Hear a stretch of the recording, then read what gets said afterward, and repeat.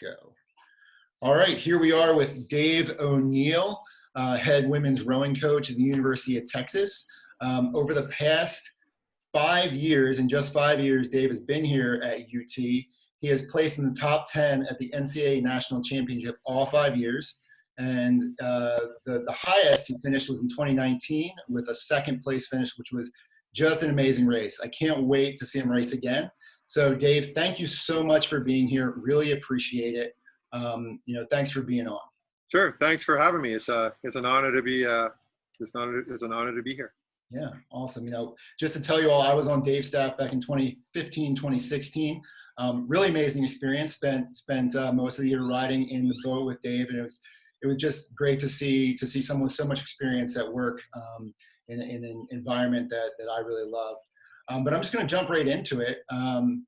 This has been a really challenging time for a lot of spring sports that had their seasons taken away. So I was wondering if you could just go through that moment when you first heard that the season was canceled. Yeah, that was a Thursday, and that was certainly a tough day. We could see the way things were heading because the way things happened the Wednesday before with the Ivy League canceling the seasons and all the stuff that happened with the NBA the night before. And with a quirk in our schedule, we actually didn't have practice that Thursday. That Thursday was actually a day off. But a few things were happening, and corresponding with a few kids on the team, and then seeing the news that afternoon, like, oh, NCAA has canceled all spring championships. Right away, we pretty much called the team meeting for Friday morning, and I think the news was happening really fast because at that point, the Big 12 had just simply said, okay, we had a meeting at 7 a.m. and then just after that we had a head coaches meeting and a staff meeting, and then we had another team meeting.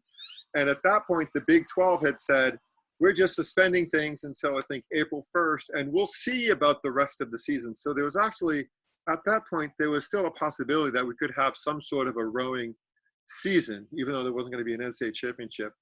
So that was like certainly a roller coaster of emotions that was happening with the team. But then it quickly turned into that, when we got the Saturday and Sunday, it's like, hey, everyone, just go home. We could see where things were heading. But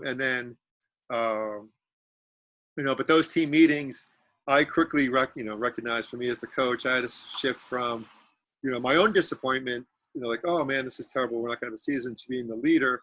And so much about what our team is about. It's not simply about winning and the competition. It's about who we become as people. So we talk a lot about being the best Texas teammates we can be. Mm-hmm. And then in that moment, and we talk about how rowing can change the world, and the lessons you learn in rowing transcend sport, make us better people. Mm-hmm. So we quickly went from being Texas teammates to citizens of the world, and this is our role in this, pandemic, of what we need to be doing for the citizens of the world to do the right thing, and I certainly empathized the disappointment and everything was going through, but it was also, we have a responsibility right here, right now, of what we need to be doing Sure. Moving forward. Sure. Yeah. That's really interesting how you kind of shifted that focus of the team and they kind of came together around that. Could you describe to me a little bit about like what that meeting was like when you met on Friday morning and had to break the news to the team? I mean, how did that transpire? Yeah, that was it was kind of interesting, because you've been in our ERG room, and there were typically, when the group gets together, they're all like shoulder to shoulder sitting on the floor, but they were 6 feet apart, spread out over the entire ERG room. Mm-hmm. And some kids, there were tears, and and of course everyone knew, like, hey, the reality of the situation. But I turned it into, hey, does everyone understand what's really going on and why this is happening? And I put the curve up there about flattening the curve and turn that into an educational experience. Like, this is what's happening. Mm-hmm. And this is why this decision was made. And some of us can disagree with that decision, but this is the reasoning for it. Sure. And there was some head nodding and understanding, and like, this is, instead of like, wow, how could they do this to me? This is like, hey, we're part of something bigger here. Mm-hmm. I think pretty much across the board, people understood what was happening. And then but that quickly turned into the logistics of getting kids home, and getting kids home from across the country, even around the world, and keeping track of them, and those logistics. So it wasn't so, and I think that almost helped with the emotional part of things, because we just had to deal with the right here, right now, what's going on. And I think once people got home and we had this 2-week spring break and everyone had more time to just sit and reflect, then it turned into, oh, what's happening here? Sure. But I give the kids in the team a lot of credit. I think they handled things really well and came together, and and the NCAA coming through with allowing seniors to come back. So now it's been up to, and being part of Texas athletics has been extraordinary, because they've been so supportive of those kids coming back, and leaving it up to coaches, leaving it up to the individuals. So it's been awesome, almost for those kids whose time has been cut short. It's almost been up to them, like, hey, it's time for me to move on. I'm going to move on, and like that disappointment of not having the senior season. In some ways, it's turned into their decision, rather than someone else's decision, if that makes sense. So I think that's helped. Lessen the blow a little bit. To people that I did feel that we soon after had a conversation with our incoming recruits for next year. And my wife, Nicole, she's been talking a lot about those seniors in high school, them not having that experience, because senior in high school, like that's certainly with senior prom and your graduation, and because they're not going to have an opportunity to have that again. They absolutely don't have that opportunity. So talking to those seniors and empathizing with them about what they're going through, because they're not going to have that senior high school experience. Which is similar, but it's different than the collegiate, your senior and college experience. So my heart goes out to those kids. For sure. One thing I've always liked about your coaching style and the way you lead is the level of intention and mindfulness and critical thought that you really put into the decisions that you make with the team. And I feel like just in the story that you just told, it was really coming through that you really put a lot of time thinking about how you were going to kind of package this really hard thing that you were going to have to tell them. I'm sure you thought a lot about that. And you mentioned empathy a few times. I'm wondering what role that plays in your decision making in hard times like this. I mean, how are you putting yourself into their shoes? I mean, there's certainly a lot of things with the coaching, a lot of conflict and a lot of tough decisions that I certainly have to make at times. And my wife gave me some advice years ago that it really helped crystallize things, I think, when we first had our oldest 10 years ago, and I'd certainly been coaching for a while. And she had said, when he was getting into the toddler stage, and she had said, because she had read somewhere, it's like, he's not giving you a hard time, he's having a hard time. I was like, I take that into the coaching a lot of times when, there'll be some kids who can be a pain in the butt at times, like, she's not giving me a hard time, she's having a hard time. And we understand that they're having a hard time and they're going through different situations and they're having to deal with that. It's like, it's not about me, it's about them. So taking away what my own personal wants and needs, and like, okay, how to serve the kids and the team, and like, that what they're going through. Sure. And it's my job as a coach, it's my job as a parent to help to guide them through this difficult situation and understand what's happening and understand why they're feeling a certain way. So that's helped me a lot, Sure. So because I say, like, the reason for the success of our team, and it's not just the training, the physical aspect, it's not just the technical aspect.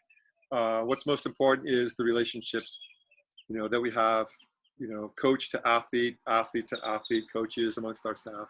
That becomes really important. And that, so it really is, the coaching, it's really about the people, and that's what's always drawn me to the coaching aspect of things. The science stuff, I understand and I agree with, but I'm more of the artist coach, I think. So, and I think coaching is more of an art than it is a science, at least from my viewpoint. Do you think over the course of your coaching career, you've changed in that way, in the ability to empathize, or seen the importance of empathy from when you first started to now? Has it changed at all? Or No, I think I've become better, or at least I'd like to think I've become better.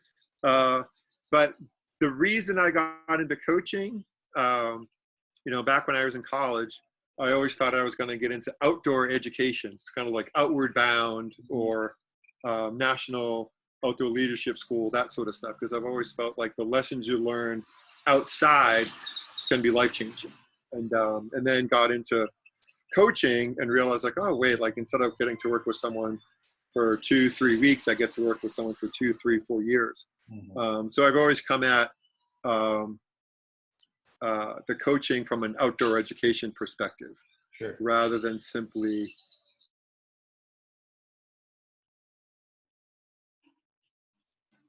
so I think but I think having gone through a whole bunch of different situations and understanding why someone might be going through, feeling a certain way, or I think I've become better at maybe eliminating, or how do I put it, cutting something off at the past before something becomes a problem. Like giving, being transparent, letting people know, here's why I'm making a decision, here's what I'm thinking, here's what's going to be coming ahead, and even at times getting ahead of things when saying, hey, and you might be feeling this in the days and weeks ahead. There might be some frustration, there might be some disappointment, there might be some sadness in some situations, just so you to be aware of that, rather so that people aren't blindsided when some bad news comes along. Right. Right. So, yeah. And I remember even like, a conversation that you and I had at NCAAs back in 2016, and we got to NCAAs and I was like, all right, something's going to happen. There's going to be some, now that we're here, like, I think you said, all right, we're here, we're ready. I'm like, we're here. And this was a couple of days before the competition started. And I was like, yeah, but there's going to be some sort of chaos that's going to happen that we're going to have to deal with. And sure enough, someone got injured, and here we are, or someone got sick, someone got injured. And like, all right, now we have to deal with this situation that wasn't planned for. Right. Right.